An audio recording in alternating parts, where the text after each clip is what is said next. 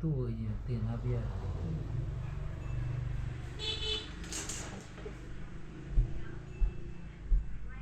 သေးရရှိတယ်ဒီအိမ်မှာ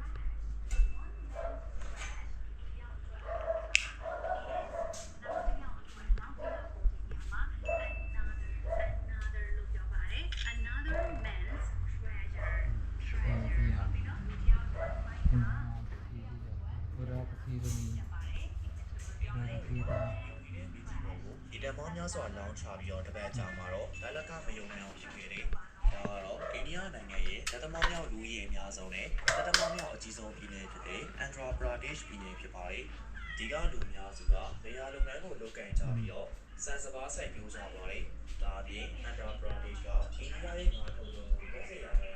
နိုင်ငံရဲ့စုစုပေါင်းပြည်နယ်စာတင်ပို့မှုရဲ့35%ကိုပိုင်ဆိုင်နေပါတယ်။ဒါကတော့ဒီနေ့အပင်ခုမလို့ဟောတာမုံပဲဒီခုဟောတာနင်းဒီခုမလို့